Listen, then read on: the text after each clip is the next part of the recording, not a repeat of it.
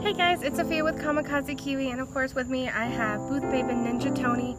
Normally we would do some sort of goofy, silly intro, but this time around we really want to take a moment to celebrate Mr. Leonard Nimoy and Mr., and I always say it wrong, Anton Yelchin. Two great people in their own right. Great additions to the Star Trek series, of course. Mr. Nimoy, I mean, he is Spock. And Anton just to die too young, too tragically. So we thought that this 40-50 second intro would be better served to really be in memory of them than it would be to be kind of goofy or silly.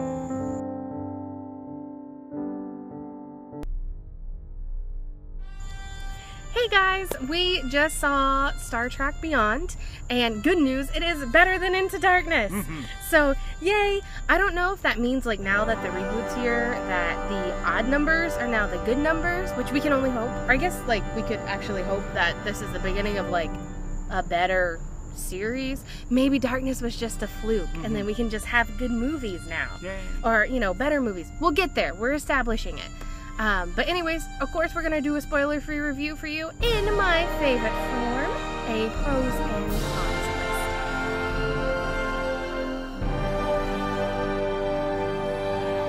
Okay, so we're going to start off with pros. The first thing is that the establishing shots are great, as long as they're of objects or cities or ships or settings in general, everything like that. Those pan shots are actually really, really good. I think the music is excellent.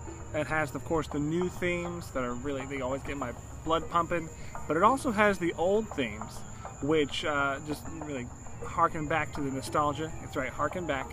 And it also, in the original series, it had the kooky, zany, kind of like bum bum bum bum bum bum bum, the Klingon fight music. And it's not Klingon. Oh, well, I mean, maybe it is. But it's not. Okay, it's not. But they have that in the fight scenes, and it makes me so excited. That high and low and that. I was like, oh my gosh, yes! He was very excited. For me, one of the things that I loved is the colors, and particularly with this one, what they did is they did a great contrast between the Federation and the settings or situation that they were in. In this film, there's a lot of emphasis on hope. It's a really, really big push for that. And so I feel like having the color for the Federation kind of really contrast how barren a lot of the sets were, a lot of the settings are, really emphasized that metaphor. And it was kind of awesome. And it was a really, you can tell they took the time to set it up, and it wasn't just about making everything look as flashy and futuristic as possible. Yeah. The new female character, she's an alien on the planet. Her name is Jaylon or something like that. But she is great. She's very charming when she first comes on the screen. I loved seeing her there and interacting with all the characters. She is capable, and her motivations were relatable. Fancy words. She's not a Mary Sue character. She has problems, and you don't have to like her. She's not the everyman. She's not just going to like work hard, and she's not your stereotypical feminist protagonist. And even if you don't like her role in the movie is very good. Yeah, and she just has a good charm about her. She does. You can tell that, at least in part, that this movie was written by Simon Pegg. The reason why is there are jokes, and most of the jokes hit. I would say actually quite a lot of the jokes hit. There's a lot of humor in it, but it's that dark, everything's terrible Simon Pegg humor, which I personally love. It's all a bit British, and I like that. I think it also kind of goes back to the idea of whenever you're talking about the original series, it was very silly. I mean, at one point, Kirk gets hypnotized and is a horse for an alien race for a little while. Like, things like that happen, but at the same time, that series did try to take on bigger ideas, bigger issues, and things that affect the human cause, the human condition. Thank you. And I think that they did a great job in doing that, bringing that humor to make it silly, but also still keep that kind of bigger, grander idea. It's nice just to see all the crew back together, and you know, Zachary Quinto being Spock, and all the fun characters still there. They still got it, and they're it's just cool to see them, the way they interact, bounce off each other, see them interact and see them back in the Enterprise, because that's what you want. Yeah. You don't, and I think that was something that maybe the last movie didn't have as much, as that you weren't excited about seeing them in the Enterprise, and they really weren't in the Enterprise for some of it, and whenever they were, you didn't care. It was just on. I need to get past it. Sorry. You should go beyond. The last pro is that it's not directed by J.J. Lensflair. I could actually see most of the movie. I didn't have a glare. Is there any way? I need a flashlight. My glasses. There was a glare on my glasses earlier. Like, it's nice. It's definitely, it makes it less melodramatic, actually, with the lens. Stop it, you silly goose. I got my lens flare. Anyways, so I actually think it's a pro that it's not directed by J.J. Abrams.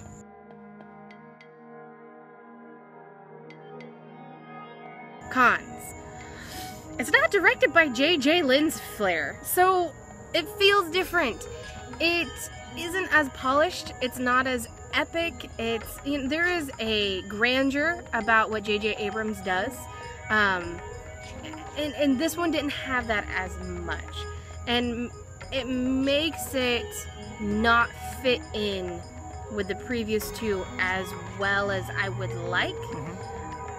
It's not it's a little bit of a bad thing. It's definitely not a good thing, but it's not offensive. Yeah. Going along with that, piggyback off what you said there, some of the shots make me feel queasy, because they're at strange angles, especially when they're showing the bad guys, and also like it goes from an angled shot to a really fast moving sweeping shot that's not like it's designed to make you feel a little bit uneasy, I guess, and back to an angle shot, and then so that makes you feel uneasy. But then also, when you have characters talking to each other, they kind of like jump back and forth.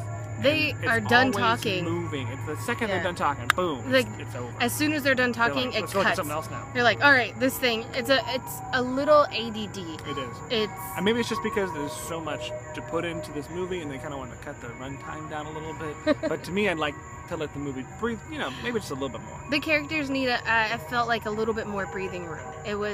Sometimes it was actually hard to keep up.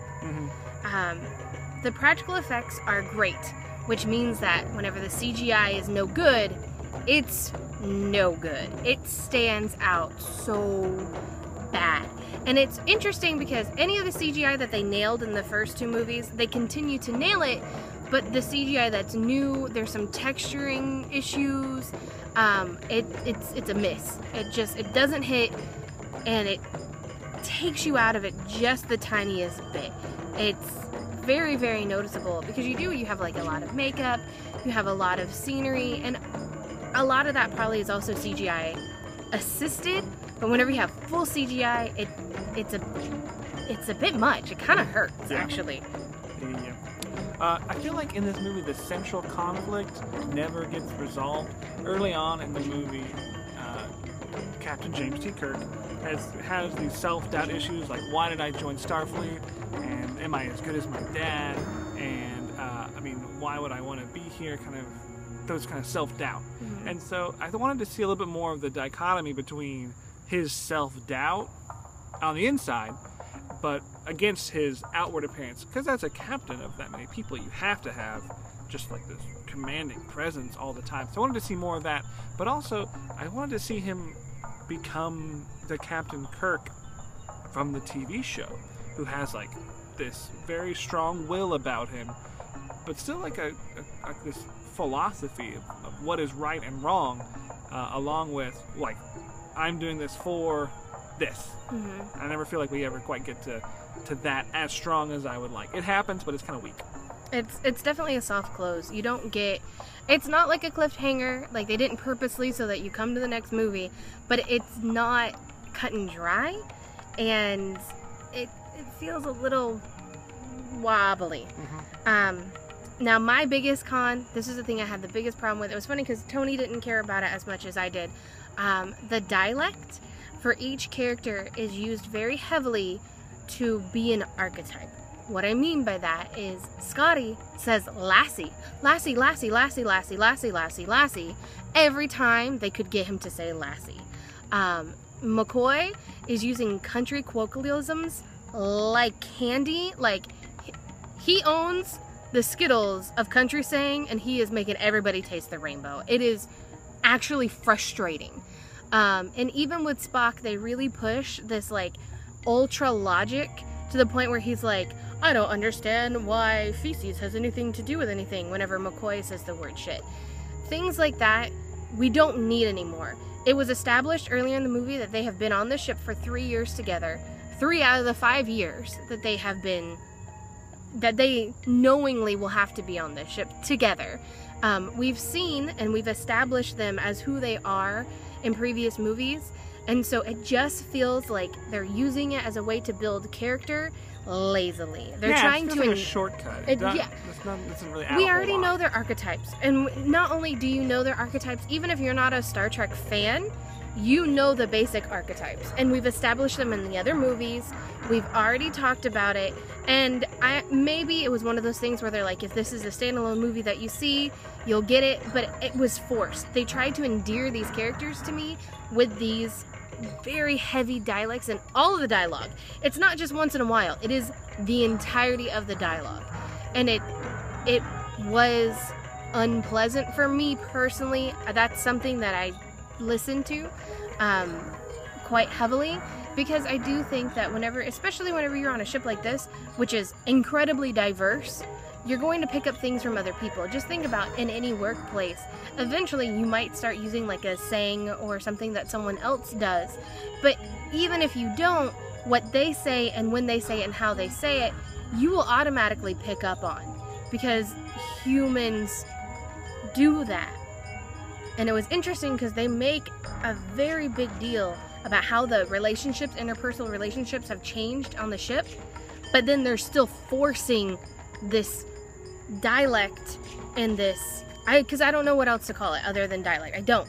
They're still forcing these weird idiosyncrasies of each character's speech onto us, like we haven't seen it, or like they haven't seen it from each other. Yeah, exactly. And it's weird, and I obviously spent a lot of time on this, but that's how much it bothered me. Sorry, guys.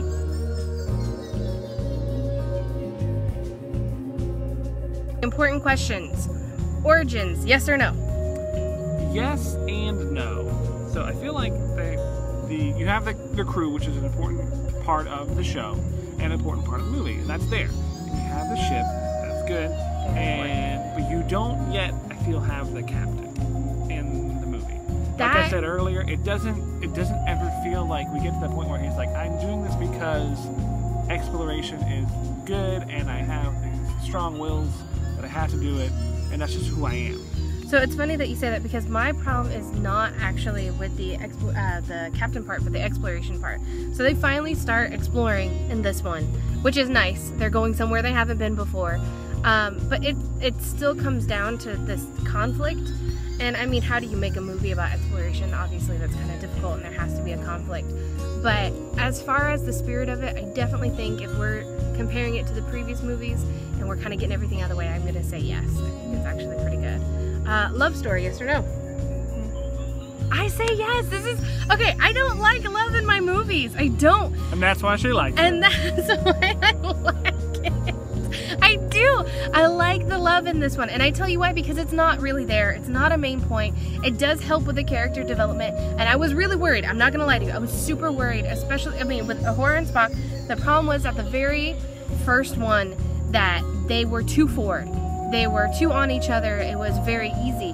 And they brought that back. There's apprehension there now. They're dealing with things, and it's not as in your face. And even I felt like in Into Darkness, they had that whole scene where they fought and they had this verbal spat with each other like an old married couple, and it was awkward. And they didn't do that in this movie. Spoiler alert. That they didn't have a fight? Yes. Whatever. Anyways, I think that the love in this case is actually doing pretty good. Music and sound design, yes or no? I know what you're gonna say. Definitely yes. Definitely yes. It is not Marvel movie standards. However, it's really good. Growing up being a huge Star Trek fan, and I am just a disgusting Star Trek nerd, I got to hear all the bleeps and bloops and woos and everything else that I wanted to hear from the original series, but I got to hear them in a modern way that made sense for the movie. It's interesting to see how they take those things, particularly those themes, and that kind of 60s kookiness, and turn it into something that makes sense for a 2016 movie.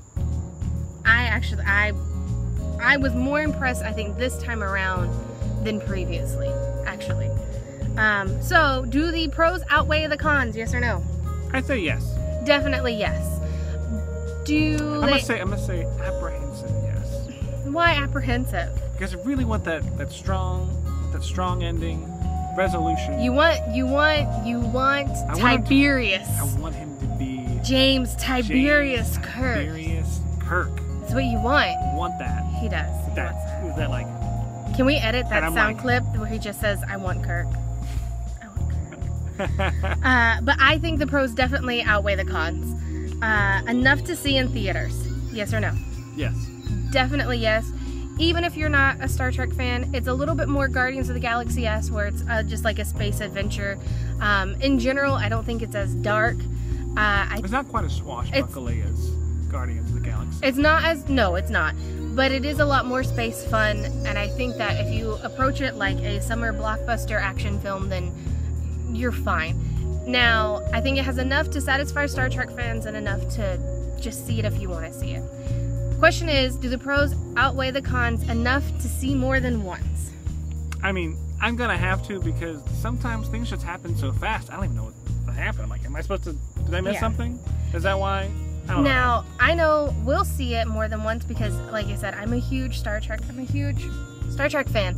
I love the series. He.S. is Doctor Who. We did the whole, space sci-fi thing. But in general, I'm a huge fan. I love most things about this series. There's very few things that you can do that will keep me from seeing it. I mean, I'll admit I'm a fangirl. However, I was particularly impressed with this one. And I will see it again. If you're not a huge Star Trek fan and you're just seeing it for the space adventure, don't bother seeing it again, or see it in the dollar theater if you want to see it again. But to me, it is definitely better, and probably one of the better movies that we're going to get out of this series. Hopefully we'll just go up and up and up from here. But I definitely think that it's better, and I think that you're going to like it.